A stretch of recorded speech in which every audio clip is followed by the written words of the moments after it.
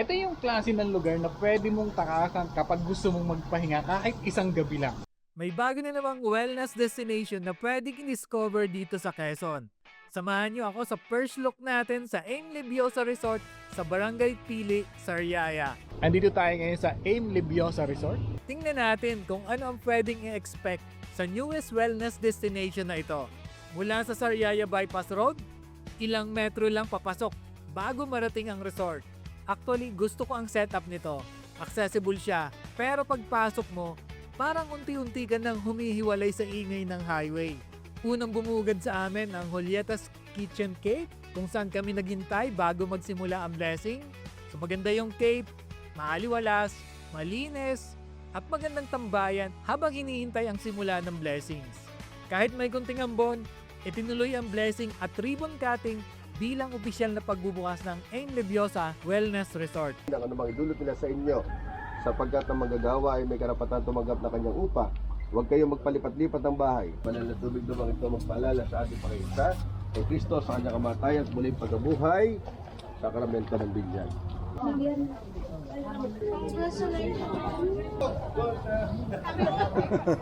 Sa gitna nito.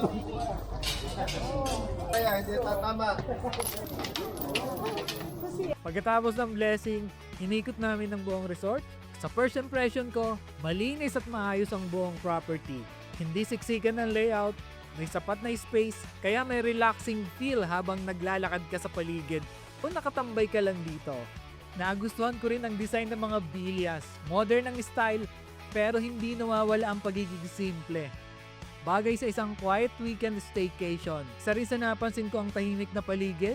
Kung ang hanap mo ay pahinga mula sa city routine, malaking plus yun. Pagpasok sa loob, maayos ang layout at malinis ang mga kwarto.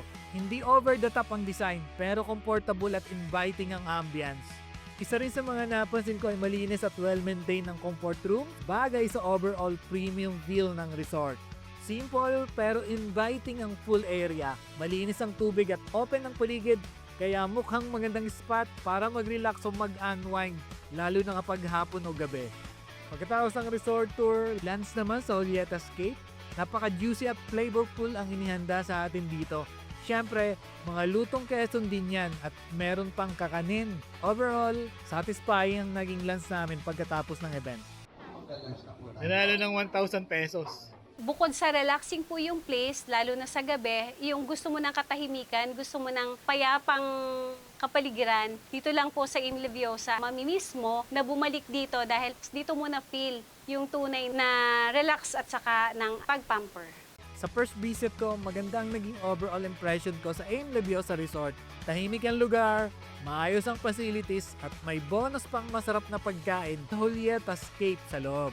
Kaya kung naghahanap kayo ng bagong staycation destination dito sa Quezon, baka gusto ninyong isama ang Aim Libiosa Wellness Resort sa inyong listahan. Iniimbitahan ko po kayo dito sa Sariaya, Quezon, Barangay Pili, Purok San Datahan, Julieta's Kitchen Cafe, Aim Libiosa Wellness Resort to relax, pamper, to elevate, and to inspired. Ako nga pala si Diet. Hanggang sa susunod nating food at travel adventure. Meron din tayong tech at tutorial videos sa channel na to. Lalakad lang. Ano na lang yung popost ka na lang sa camera. na lang yung parang poging-pogi ka sa sarili mo. Pero yan, ang pangkulit na lang gawin natin. O gano'n na lang. Go!